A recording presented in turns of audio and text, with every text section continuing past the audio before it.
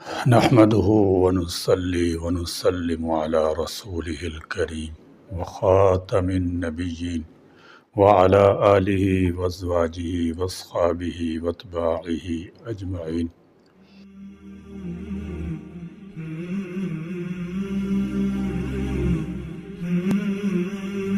اللهم لك الحمد كما أنت أهله فصل على محمد كما أنت أهله وافعل بنا ما أنت أهله فإنك أهل التقوى وأهل المغفرة. سیرت کا سبق سنتے وقت درود و سلام کا اہتمام کیجیے، کیونکہ درود شریف دل کی خنکی ہے۔ درود شریف اللہ کے ذکر کا حسن ہے۔ درود شریف رسول اللہ صلی اللہ تعالی علیہ وسلم کی خوشبو ہے۔ درود شریف مسلمانوں کا ایمان مضبوط کرتا ہے۔ درود شریف ہر مراد پوری کرتا ہے۔ درود شریف اللہ کی بے شمار نعمتوں کا سبب ہے۔ درود شریف آخرت کے انعامات کا خزانہ ہے۔ جب لفظ صحابی زبان سے نکلتا، کانوں میں سنائی دیتا یا کہیں لکھا ہوا نظر آتا ہے تو فوراً ایک رشتے اور نسبت کا تصور ذہن میں آتا ہے۔ حضور خاتم النبیین حضرت محمد مصطفیٰ صلی اللہ تعالی علیہ وسلم پر ایمان لانے والا وہ خوش نصیب جس نے آپ کی صحبت پائی، خواہ ایک لمحہ کے لیے ہی صحیح۔ جی ہاں، یہ ایک تعلق ہے جو ذہن میں آتی ہی زبان رضی اللہ تعالی عنہ کہنے کے لیے لبکتی ہے۔ دل و دماغ محبت، عشق، وفا، جذبہ ایمانی، جان ساری جیسی ملی جلی کیفیات سے لبریز ہو جاتی ہیں۔ ہم اللہ کریم اس کے پیارے اور آخری نبی حضرت محمد عربی صلی اللہ تعالی وسلم پر ایمان لانے سے مسلمان ہوئے ہیں، جبکہ ایمان کی یہ دولت، اسلام کی نسبت اور قرآن کی نعمت انہی نفوس قدسیہ صحابہ کرام رضی اللہ تعالی عنہم کے وسیلے سے ہم تک پہنچی ہے۔ یہ عظیم جماعت ایسے فضائل و خصائص اور شمائل کی مالک ہے کہ قرآنی آیات ان کی گفتار و کردار پر صادق ہیں اور احادیث طیبات ان کی شان و عظمت بیان کرتی ہیں۔ حضرات صحابہ کا یہ تقدس و امتیاز کسی انسانی شخصیت و جماعت کا عطا کردہ نہیں، بلکہ انہیں یہ رتبہ بلند خود مالک کائنات خالق دو جہاں کے دربار سے مرمت ہوئے۔ صحابہ کرام علیہم الرضوان کو یہ جو مقام، عظمت اور شان و رفعت عطا ہوئی ہے، اس کا سبب عطا الہی کے ساتھ ساتھ ان کی وفاداریاں اور جانثاریاں بھی ہیں۔ آج 14 صدیاں گزر گئیں، اس کے باوجود قرآن کریم ایک حرف کی بھی تبدیلی کے بغیر ہمارے پاس موجود ہے۔ یہ مبارک کتاب صحابہ کرام علیہم الرضوان نے ہی کتابی صورت میں جمع کر کے ہم تک پہنچائی ہے۔ وفاداری اور سچی محبت کی حقیقی مثالیں دیکھنی ہوں تو صحابہ کرام علیہم الرضوان کی زندگانی کا مطالعہ کریں۔ محبوب کریم صلی اللہ تعالی وسلم پر جانیں لوٹانے کی داستانیں جاننا چاہیں تو سیرت صحابہ پڑھیں۔ آج ہمیں نظر آنے والا اسلام کا تناور درخت کیسے ننھے پودے سے پروان چڑھا ہے، اس کا تصور جمانا ہو تو صحابہ کرام کی محنتوں کے بارے میں جانیں۔ بہرحال ہم نے حضرت سلیمان فارسی رضی اللہ تعالی عنہ کچھ واقعات ہم نے سبق نمبر 91 میں پڑھے تھے۔ بقیہ واقعات انشاءاللہ تعالی آج سیرت مصطفیٰ صلی اللہ تعالی وسلم کے سبق نمبر 92 میں پڑھیں گے۔ علالت حضرت سلیمان فارسی رضی اللہ تعالی عنہ حضرت عثمان رضی اللہ تعالی عنہ کے عہد خلافت میں بیمار پڑے۔ سعد بن ابی وقاص رضی اللہ تعالی عنہ عیادت کو گئے تو رونے لگے۔ سعد رضی اللہ تعالی عنہ نے کہا، ابو عبداللہ رونے کا کون سا مقام ہے؟ حضرت صلی اللہ علیہ وسلم تم سے خوش دنیا سے اٹھے، تم ان سے حوض کوثر پر ملو گے، بچھڑے ہوئے ساتھیوں سے ملاقات ہوگی۔ کہا، خدا کی قسم میں موت سے نہیں گھبراتا اور نہ دنیا کی ہرس باقی ہے۔ رونا یہ ہے کہ رسول اللہ صلی اللہ تعالی وسلم نے ہم سے عہد کیا تھا کہ ہمارا دنیاوی ساز و سامان ایک مسافر کے زاد راہ سے زیادہ نہ ہو۔ حالانکہ میرے گرد اس قدر سانپ یعنی اسباب سامان جمع ہیں۔ حضرت سعد رضی اللہ تعالی عنہ کہتے ہیں، حضرت سلیمان فارسی رضی اللہ تعالی عنہ کل سامان جس کو سانپ سے تعبیر کیا تھا، ایک بڑے پیالے، ایک لگن، ایک تسلہ سے زیادہ نہ تھا۔ اس کے بعد سعد رضی اللہ تعالی عنہ نے خواہش کی کہ مجھ کو کچھ نصیحت کیجیے، فرمایا کسی کام کا قصد کرتے وقت، فیصلہ کرتے وقت، تقسیم کرتے وقت خدا کو یاد رکھا کرو۔ اس بیماری کے دوران میں اور احباب نے بھی نصیحت اور وصیت کی خواہش کی۔ فرمایا تم میں سے جس سے ہو سکے اس کی کوشش کرے کہ وہ حج عمرہ جہاد یا قرآن پڑھتے ہوئے جان دے دے اور فسق و فجور اور خیانت کی حالت میں نہ مرے۔ وقت کے آخر آیا تو اپنی بیوی سے وہی مشک کی تھیلی منگائی اور اپنے ہاتھ سے پانی میں گھول کر اپنی چاروں طرف چھڑکاؤ کیا اور سب کو اپنے پاس سے ہٹایا۔ لوگ تنہا چھوڑ کر ہٹ گئے۔ تھوڑی دیر کے بعد پھر گئے تو دیکھا کہ روح کف سے خاکی سے پرواز کر چکا تھا۔ فضل و کمال۔ اور سلمان فارسی رضی اللہ تعالیٰ عنہ کے دن کا بڑا حصہ رسول اللہ صلی اللہ تعالی وسلم کی صحبت میں گزرتا تھا، اس لیے قدرتاً آپ علوم و عارف نبی صلی اللہ تعالی وسلم سے کافی پیراوار ہوئے۔ حضرت علی رضی اللہ تعالیٰ عنہ سے آپ کے مبلغ علم کے متعلق پوچھا گیا تو فرمایا ان کو علم اول علم آخر سب کا علم تھا۔ وہ خود ایسا دریا تھے جو پایابی سے ناشنا رہا، وہ ہمارے اہل بیت میں سے تھے۔ دوسری روایت میں ہے کہ آپ نے فرمایا کہ وہ علم و حکمت میں لقمان حکیم کے برابر تھے۔ علم اول سے مراد کتب سابقہ کا علم اور علم آخر سے مقصود آخری کتاب الہی یعنی قرآن کا علم ہے، اور اہل بیت سے ہونا حضرت صلی اللہ تعالی وسلم سے قربت اختصاص کی بنا پر، اور اس لیے کہ عربوں میں ان کا کوئی خاندان نہ تھا، آپ نے ان کو یہ شرف بخشا کہ اعزازاً اپنے اہل بیت میں داخل کر لیا۔ حضرت معاذ بن جبل رضی اللہ تعالیٰ جو خود بھی بہت بڑے عالم تھے، صاحب کمال صحابی تھے، ان کے کمال علم کے معترف تھے۔ چنانچہ ایک مرتبہ اپنے ایک شاگرد سے کہا کہ 4 آدمیوں سے علم حاصل کرنا، ان میں ایک سلمان رضی اللہ تعالیٰ عنہ کا نام بھی تھا۔ ایک موقع پر خود زبان نبوت نے ان کے علم و فضل کی ان الفاظ میں تصدیق کی ہے کہ سلمان رضی اللہ تعالیٰ عنہ علم سے لبریز ہیں۔ صاحب الغابہ لکھ دیا کہ سلمان رضی اللہ تعالیٰ عنہ فضلائے صحابہ رضی اللہ تعالیٰ عنہ اجمعین میں سے تھے۔ آپ کی کوششوں سے حدیث کا کافی حصہ اشاعت پذیر ہوا۔ آپ کی مرویات کی تعداد 60 ہے، ان میں سے 3 حدیث متفقون علیہ ہیں، ان کے علاوہ ایک میں مسلم اور 3 میں بخاری منفرد ہیں۔ حضرت ابو سعید خدری رضی اللہ تعالیٰ عنہ، ابو طفیل رضی اللہ تعالیٰ عنہ، ابن عباس رضی اللہ تعالیٰ عنہ، اوس بن مالک، ابن عجز وغیرہ آپ کے زمرہ تلامذہ میں ہیں۔ گو حضرت سلمان فارسی رضی اللہ تعالیٰ عنہ علم اول اور آخر کے امین تھے، تاہم حدیث بیان کرنے میں بہت محتاط تھے، اس لیے ان کی مرویات کی تعداد 60 سے زیادہ متجاوز نہ ہوئیں۔ حضرت حذیفہ رضی اللہ تعالی عنہ مدائن میں لوگوں سے ایسی باتیں بیان کرتے تھے جو حضرت صلی اللہ تعالی وسلم غصہ کی حالت میں کسی سے فرمائی تھی۔ لوگ اس کی تصدیق کے لیے حضرت سلمان فارسی رضی اللہ تعالی عنہ کے پاس آئے۔ آپ نے صرف اس قدر جواب دیا کہ حذیفہ رضی اللہ تعالی عنہ خود زیادہ اچھا جانتے ہیں۔ لوگوں نے حضرت حذیفہ رضی اللہ تعالی عنہ سے آ کر کہا کہ ہم نے آپ کی بیان کردہ حدیث سلمان رضی اللہ تعالی عنہ کو سنائی، وہ اس کی تصدیق کرتے ہیں اور نہ تردید۔ حضرت حذیفہ رضی اللہ تعالیٰ نے آ کر سلمان رضی اللہ تعالیٰ سے کہا کہ جو کچھ تم نے حضرت صلی اللہ علیہ وسلم سے سنا اس کی تصدیق کیوں نہیں کرتے؟ فرمایا بعض اوقات حضرت صلی اللہ تعالیٰ وسلم لوگوں کو کچھ غصہ میں کہہ دیتے تھے اور بعض اوقات خوش ہو کر کچھ فرما دیتے تھے۔ معلوم ہوتا ہے کہ تم اس قسم کی باتوں کو بیان کر کے کسی کا دوست اور کسی کا دشمن بنا دو گے۔ کیا تمہیں معلوم نہیں کہ حضرت صلی اللہ علیہ وسلم فرمایا کرتے تھے کہ خداوند غصہ کی حالت میں اگر کسی کے متعلق کوئی برا کلمہ نکل جائے تو اس کو بھی اس کے حق میں خیر کر دینا۔ پھر ان سے کہا کہ تم اس قسم کی باتوں سے باز آؤ، نہیں تو میں عمر رضی اللہ تعالیٰ کو آگاہ کر دوں گا۔ چونکہ وہ اسلام کے قبل عرصہ تک نصرانی رہ چکے تھے، اس لیے عیسائی مذہب کے متعلق بھی کافی معلومات رکھتے تھے۔ حضرت ابو ہریرہ رضی اللہ تعالیٰ فرماتے ہیں کہ حضرت سلمان رضی اللہ تعالیٰ 2 کتابوں کا علم رکھتے ہیں، کلام اللہ کا اور انجیل کا۔ مذہب عیسوی کے مسائل میں آج پادریوں کی زبانی نہیں سنے تھے بلکہ خود انجیل کا مطالعہ کیا تھا۔ چنانچہ ایک مرتبہ حضرت صلی اللہ تعالی وسلم سے عرض کیا کہ میں نے تو تورات میں دیکھا ہے کہ کھانے کے بعد وضو کرنے سے برکت ہوتی ہے۔ عام حالات میں تقرب بارگاہ نبی صلی اللہ علیہ وسلم حضرت سلمان رضی اللہ تعالیٰ عنہ صحابہ کرام رضی اللہ تعالیٰ عنہ اجمعین کے اس مخصوص زمرے میں تھے جس کو بارگاہ نبی میں خاص تقرب حاصل تھا۔ مخصوص صحابہ کرام رضی اللہ تعالیٰ عنہ اجمعین کے علاوہ کم لوگ ایسے تھے جو بارگاہ نبوت کی پذیرائی میں حضرت سلمان رضی اللہ تعالیٰ ہمسری کر سکتے ہوں۔ غزوہ خندق کے موقع پر جب مہاجرین اور انصار علیحدہ علیحدہ جمع ہوئے تو مہاجرین کہتے تھے کہ سلمان رضی اللہ تعالیٰ ہمارے زمرہ میں ہیں، انصار کہتے تھے کہ ہماری جماعت میں ہیں۔ حضرت صلی اللہ تعالی وسلم نے فرمایا کہ سلمان رضی اللہ تعالیٰ ہمارے اہل بیت میں سے ہیں۔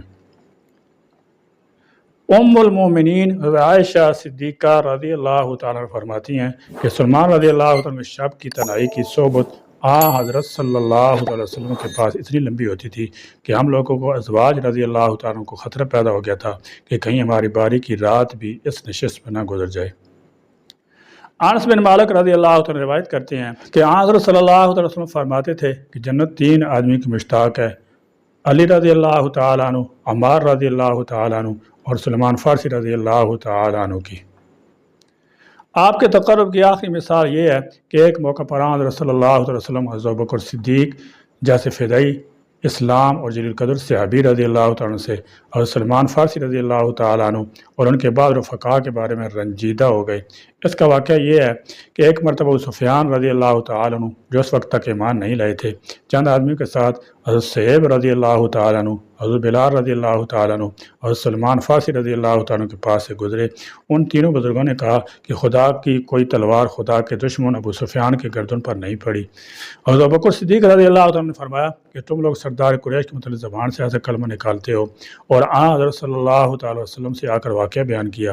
آپ نے فرمایا کہ تم نے ان لوگوں کو ناراض کر دیا، اور تم نے ان لوگوں کو ناراض کیا تو گویا خدا کو ناراض کیا۔ حضرت ابوبکر صدیق رضی اللہ تعالیٰ بہت نادم ہوئے اور آ کر ان بزرگوں سے معذرت کی۔ اخلاق و عادات۔ حضرت سلمان رضی اللہ تعالیٰ عنہ میں مذہبی جذبہ کی شدت فطری تھی۔ جس طرح آتش پرستی کے زمانے میں سخت آتش پرست، نصرانیت کے زمانے میں سخت عابد زاہد نصرانی تھے، اسی طرح مشرف بہ اسلام ہوتے ہیں کے بعد اسلام کا مکمل ترین نمونہ بن گئے۔ ان کے اصل فضل و کمال کا میدان یہی ہے، زہد و تقوی۔ ان کا زہد و ورع اس حد تک پہنچ گیا تھا کہ جس کے بعد رہبانیت کی عادت شروع ہو جاتی ہے۔ اس کی ادنا مثال یہ ہے کہ عمر بار گھر نہیں بنایا، جہاں کہیں دیوار یا درخت کا سایہ ملتا پڑے رہتے۔ ایک شخص نے اجازت چاہی کہ میں آپ کے لیے مکان بنا دوں، فرمایا مجھ کو اس کی حاجت نہیں۔ وہ پہم اصرار کرتا رہا، یہ برابر انکار کرتے رہے۔ آخر میں اس نے کہا کہ آپ کی مرضی کے مطابق بناؤں گا۔ فرمایا وہ کیسا؟ عرض کیا کتنا مختصر کہ کھڑے ہوں تو سر چھت سے مل جائے، اور اگر لیٹیں تو پیر دیواروں سے لگیں۔ فرمایا خیر اس میں کوئی مذائقہ نہیں۔ چنانچہ اس نے ایک جھونپڑی بنا دی۔ اس زہد کا اثر زندگی کی ہر شعبہ میں نمایاں تھا۔ خرافات دنیا کو کبھی پاس نہ آنے دیا۔ وفات کے وقت گھر کا پورا اثاثہ 20-22 درہم سے زیادہ کا نہ تھا۔ بستر میں معمولی سا بچھونا تھا، 2 اینٹیں جن کا تکیہ بناتے تھے، اس پر بھی روتے تھے اور فرماتے تھے کہ حضرت صلی اللہ تعالی وسلم نے فرمایا کہ انسان کا ساز و سامان ایک مسافر سے زیادہ نہ ہونا چاہیے، اور میرا یہ حال ہے۔ یہ حالت زندگی ہر دور میں قائم رہی۔ جب عمارت کے عہدے پر ممتاز تھے اس وقت بھی کوئی فرق نہ آیا۔ حسن بیان کرتے ہیں کہ سلمان رضی اللہ تعالیٰ جب 5,000 تنخواہ پاتے تھے اور 30,000 نفوس پر حکومت کرتے تھے، اس وقت بھی صرف ان کے پاس ایک اوبا تھی جس میں لکڑیاں جمع کرتے تھے، اس کا آدھا حصہ بچھاتے تھے اور آدھا اوڑھتے تھے۔ زہد ورع کا یہ حال تھا کہ خادم کو گوشت کی بوٹیاں گن کر دیا کرتے تھے، مبادہ اس کی طرف سے کوئی سوء ظن نہ پیدا ہو۔ راہبانیت سے اجتناب۔ راہبانیت سے اجتناب، اس سے یہ نہ سمجھنا چاہیے کہ وہ اسلام کی تعلیم کے خلاف راہبانیت کی طرف مائل تھے۔ مذہبی تشدد کے ساتھ ساتھ دنیاوی حقوق کا بھی پورا لحاظ رکھتے تھے اور دوسروں کو بھی اس کی تلقین کرتے تھے۔ ان کے اسلامی بھائی حضرت ابو درداء رضی اللہ تعالیٰ بڑے عابد زاہد تھے، رات بھر نماز پڑھتے تھے، دن بھر روزہ رکھتے تھے، اور سلمان فارسی رضی اللہ تعالیٰ ان سے ملنے ان کے گھر جایا کرتے تھے۔ ایک مرتبہ حضرت ابو درداء رضی اللہ تعالیٰ بیوی کو بہت خراب حالت میں دیکھا، پوچھا تم نے کیا صورت بنا رکھی ہے؟ انہوں نے کہا کس کے لیے بلاؤ سنگار کروں، تمہارے بھائی کو تو دنیا کی ضرورت باقی نہیں رہی ہے۔ حضرت ابو درداء رضی اللہ تعالیٰ جب گھر آئے تو بڑے اتفاق سے ملے اور کھانا منگوایا، مگر خود معذرت کی کہ میں روزے سے ہوں۔ فرمایا جب تک تم نہ کھاؤ گے میں نہ کھاؤں گا۔ پھر رات کو حضرت سلمان فارسی رضی اللہ تعالیٰ عنہ ان کے پاس ہی لیٹے اور ان کو دیکھتے رہے۔ جب وہ عبادت کو اٹھے تو روک کر فرمایا کہ تم پر تمہارے رب، تمہاری آنکھ، تمہاری بیوی سب کا حق ہے۔ روزوں کے ساتھ افطار کرو، شب بیداری کے ساتھ سونا بھی ضروری ہے۔ اس کے بعد دونوں نے یہ معاملہ حضرت صلی اللہ تعالی وسلم کے پاس پیش کیا۔ آپ نے ابو درداء رضی اللہ تعالیٰ کو مخاطب کر کے فرمایا کہ سلمان رضی اللہ تعالیٰ تم سے زیادہ مذہب کے واقف کار ہیں۔ سادگی۔ حضرت سلمان فارسی رضی اللہ تعالیٰ کی تصویر حیات میں تکلف کے آب و رنگ کی بجائے سادگی بہت غالب تھی، جو ہر زمانہ میں یکساں قائم۔ مدائن کی عمارت زمانہ میں جبکہ شان شوکت خدم و حشم وغیرہ تمام لوازم ان کے لیے مہیا ہو سکتے تھے، اس وقت بھی ان کی سادگی میں کوئی فرق نہیں آیا۔ لباس میں ایک اوبا اور ایک اونچا پاجامہ ہوتا تھا۔ حضرت ابو دردہ رضی اللہ تعالیٰ کی والدہ فرماتی ہیں کہ حضرت سلمان فارسی رضی اللہ تعالیٰ عنہ ایک مرتبہ مدائن سے شام آئے۔ اس وقت وہاں کے گورنر تھے، مگر اپنی سادگی کی وجہ سے معمولی لباس اور ابتر حالت میں تھے۔ ان سے کہا گیا کہ آپ نے اپنے کو اس قدر ابتر کیوں بنا رکھا ہے؟ آپ نے فرمایا کہ آرام راحت تو صرف آخرت کے لیے ہے۔ ابو قلابہ راوی ہیں کہ ایک شخص سلمان فارسی رضی اللہ تعالیٰ کے یہاں گیا، دیکھا تو بیٹھے آٹا گوندھ رہے ہیں۔ پوچھا خادم کہاں ہے؟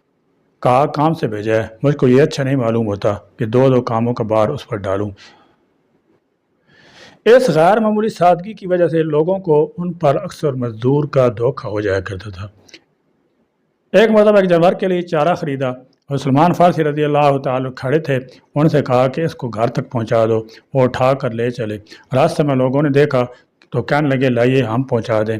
یہ حال دیکھ کر اس شخص نے پوچھا یہ کون ہے؟ لوگوں نے کہا حضرت صلی اللہ علیہ وسلم کے صحابی ہیں۔ وہ سن کر بہت نادم ہوئے اور کہا کہ آپ تکلیف نہ کیجیے۔ آپ نے فرمایا اس مجھے نیت کا ثواب ملتا ہے، اب میں اس بوجھ کو بغیر پہنچائے ہوئے نیچے نہیں رکھ سکتا۔ فیاضی اور انفاق فی سبیل اللہ بھی آپ کا نمایاں وصف تھا۔ جو کچھ آپ کو تنخواہ ملتی تھی وہ کل کی کل مستحقین میں تقسیم کر دیتے تھے اور خود چٹائی بن کر معاش پیدا کرتے تھے، اور چٹائی کی آمدنی کا بھی 1/3 حصہ سرمایہ کے رکھ لیتے تھے اور 1/3 بال بچوں پر خرچ کرتے تھے اور 1/3 خیرات کر دیتے تھے۔ ارباب علم کے بڑے قدردان تھے، جب کوئی رقم ہاتھ آ جاتی تو حدیث نبی صلی اللہ علیہ وسلم کے شائقین کو بلا کر کھلا دیتے تھے۔ صدقات سے اجتناب، صدقات سے بہت سخت پرہیز کرتے تھے اور کسی چیز میں صدقہ کا ادنا شیبہ ہوتا تو اس سے بھی اعتراض کرتے۔ ایک غلام نے خواہش کی کہ مجھ کو مکاتب بنا دیجیے۔ فرمایا تمہارے پاس کچھ ہے؟ کہا میں لوگوں سے مانگ کر ادا کر دوں گا۔ فرمایا تم مجھ کو لوگوں کے ہاتھ کا دھون کھلانا چاہتے ہو؟ حالانکہ اس کا مانگنا ان کے لیے صدقہ نہ رہ جاتا۔ زرعی اقوال، اور سلمان فارسی رضی اللہ عنہ کو بہت سے حکیمانہ جملے زرعی اقوال کتب احادیث منقول ہیں۔ ان میں سے چند جو ریزے ہم بیان کرتے ہیں۔ ایک مرتبہ دجلہ کے کنارے جانے کا اتفاق ہوا، ایک شاگرد بھی ساتھ تھا اور سلمان فارسی رضی اللہ تعالیٰ نے ان سے کہا کہ گھوڑے کو پانی پلا لاؤ۔ اس نے حکم کی تعمیل کی۔ آپ نے فرمایا خوب اچھی طرح پلاؤ۔ جب وہ سیراب ہو گیا تو شاگرد سے مخاطب ہو کر اور سلمان رضی اللہ تعالیٰ نے فرمایا کہ کیا اس جانور کے پانی پینے سے دجلہ میں کوئی کمی واقع ہوئی؟ اس نے کہا جی نہیں۔ پھر آپ نے فرمایا کہ علم کی مثال بھی ایسی ہے، اس میں سے جتنا بھی خرچ کیا جائے گھٹتا نہیں۔ فرمایا کہ علم بہت ہے اور عمر تھوڑی ہے، اسے حاصل کر لو اور ساری دنیا کے علوم کے پیچھے نہ پڑو۔ فرمایا مومن کی مثال ایک مریض کی ہے اور اس کے پاس طبیب موجود ہے جو مرد اس کے علاج سے بخوبی واقف ہے۔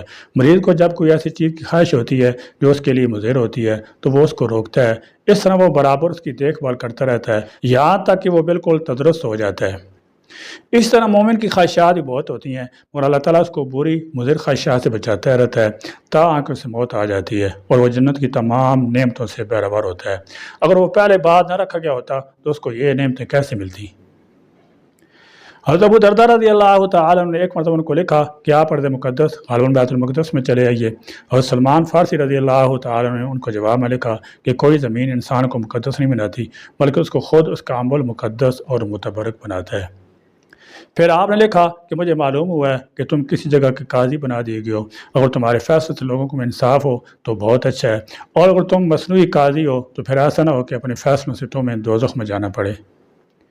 یحییٰ بن سعید بیان کرتے ہیں کہ اس کے بعد ابو دردہ رضی اللہ تعالیٰ کا یہ حال ہو گیا کہ جب دو آدمی میں فیصلہ کرتے اور فریقین واپس جانے لگتے تو ان کی طرف ایک نظر ڈالتے اور ان سے فرماتے کہ واقعی میں مصنوعی قاضی ہوں، واپس آؤ اور پھر مجھ سے اپنا مقدمہ بیان کرو، شاید فیصلے میں غلطی ہو گئی ہو۔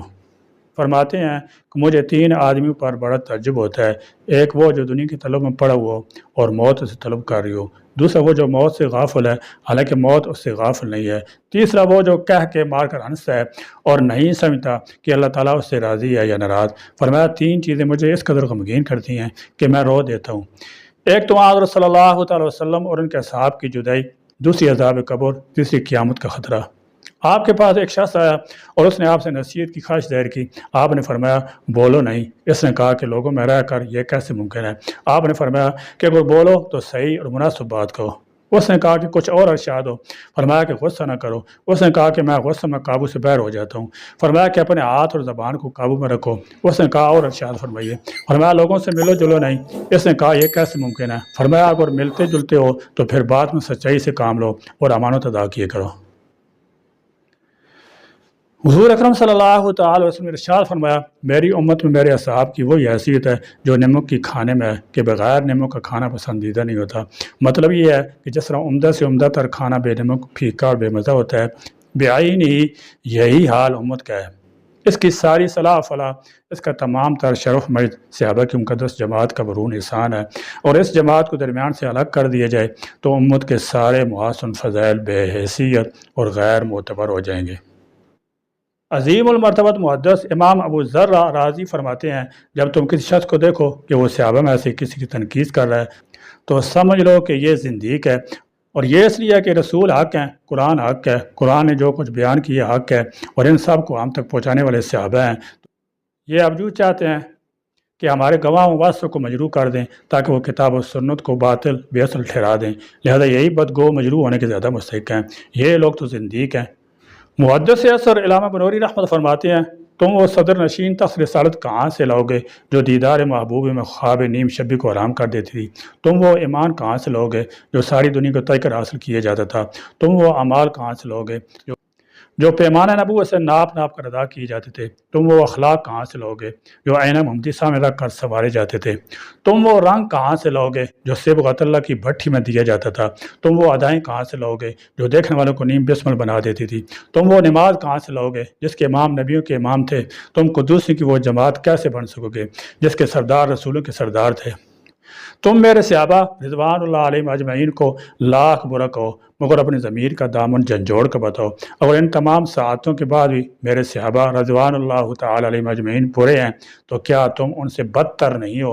اگر وہ تنقید ملامت کے مستحق ہیں تو کیا تم لعنت و غضب کے مستحق نہیں ہو؟ اگر تم میرے صحابہ کو بدنام کرتے ہو تو کیا میرا خدا تمہیں سارے معاشر سب کے سامنے رسوا نہیں کرے گا؟ اگر تم میں انصاف حیا کی کوئی رمق باقی ہے تو اپنے گریبان میں جھانکو اور میرے صحابہ کے بارے میں زبان بند کرو۔ اصل اس حدیث میں واضح اشارہ ہے کہ امت مسلمہ کے دین کی صحت درستگی کے لیے حضرات صحابہ کے اقوال و اعمال وہ جز سند معیار کا درجہ رکھتے ہیں۔ اس ساری بحث سے معلوم ہوا نمبر 1 عہد نبوی کے بعد صحابہ کا دور سارے زمانے سے بہتر ہے۔ نمبر 2 حضرات صحابہ اللہ کے منتخب برگزیدہ ہیں۔ جماعت انبیاء کے علاوہ جن و بشر کا کوئی بھی فرد ان کے مقام مرتبہ تک نہیں پہنچ سکتا۔ نمبر 3 صحابہ کی محبت رسول کی علامت اور ان سے بغض عناد رسول اللہ صلی اللہ علیہ وسلم سے بغض عناد کی نشانی ہے۔ صحابہ کو ایذا پہنچانا خود نبی پاک صلی اللہ تعالی وسلم کو اذیت پہنچانے کے مترادف ہے۔ نمبر 4 حضرات صحابہ کو تنقید کا ہدف بنانا ناجائز و حرام ہے۔ نمبر 5 امت کا سارا شرف مجد صحابہ کے ساتھ وابستگی پر موجود ہے، ان کا قول عمل امت کے لیے حجت ہے۔ آیات قرآنی احادیث نبوی کے نصوص سے ثابت شدہ صحابہ کے اسی امتیازی مقام مرتبہ کو 1-2 گمراہ فرقوں کے علاوہ ساری امت ہمیشہ سے مانتی چلی آ رہی ہے۔ ان کے حق میں تان تشنیع، سب و شتم اور اس کی عیب جوئی اور آنت کو اکبر کبائر میں شمار کیا جاتا رہا ہے۔ سیرت مصطفیٰ صلی اللہ تعالی علیہ وسلم کو مزید واقعات انشاءاللہ تعالی سبق نمبر 93 میں پڑھیں گے۔ اللہ تعالی ہمیں آپ صلی اللہ تعالی علیہ وسلم کی سیرت مطالعہ پڑھنے، اس پر عمل پیرا ہونے کی توفیق بخشے۔ آمین۔ آخر دعوانا الحمدللہ رب العالمین۔